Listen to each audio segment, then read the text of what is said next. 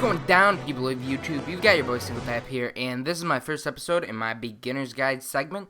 There will be several episodes, a lot of episodes, hopefully, if you guys enjoy them. And I'm going to continue on teaching you guys stuff, starting with the basics of the basics, working on till the advanced stuff. And if you're new to the game, or if you just need a refresher, I'm going to get you guys on your feet. I'm going to get you guys rolling, and it's going to be all good. So subscribe, because I'll have a video out every week, and it should be fun. So let's start by talking about classes and the importance of picking a class and the weaknesses and strengths of each class, because it's something you really need to know if you want to be competitive in StarCraft.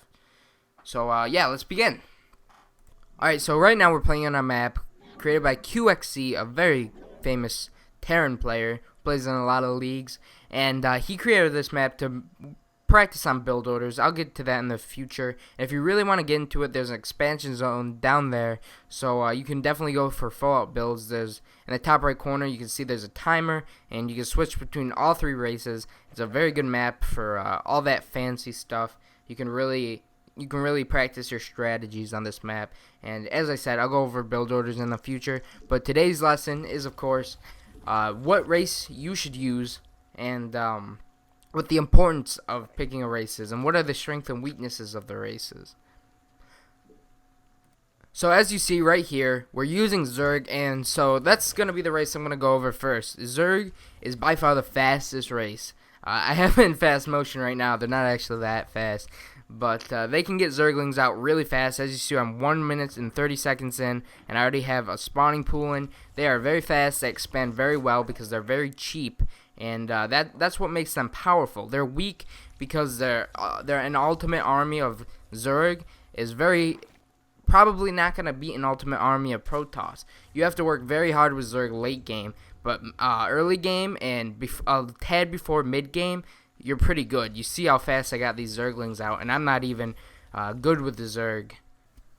Alright, so now we see Terran. Terran are the human race, and I think they're the most used right now because of Wings of Liberty just coming out, and that campaign being the Terran campaign. So a lot of people are used to Terran, so a lot of people are using them. They're definitely my race. I like Terran just because they're such good middle guys. They can deal with a lot of situations, and I think they're definitely their strategies are just so straightforward, and they're not too hard to use. So these guys are, as I said, the middle guys. In mid-game, they're very powerful. This is because their units are pretty cheap, but it takes a while to start producing a lot of them. Unlike Zerg, that can produce 3 units at once a minute into the game begins. So these guys are pretty powerful mid-game because they can start rushing out units of all kinds onto the battlefield. But during late game, it gets pretty hard for them because their units don't get that powerful. Unless if you start getting battle cruisers, but those are extremely expensive, and usually you don't see them. But let's move on to Protoss, the final race here. Protoss are the sophisticated aliens of the StarCraft universe. They are the cleaner-ups, or the executors of the StarCraft universe. Their units are extremely strong, and if they can last to late game, they are by far the strongest race. Early game, they can rush with Zealots, which is a strong tactic if the opponent is not prepared for it.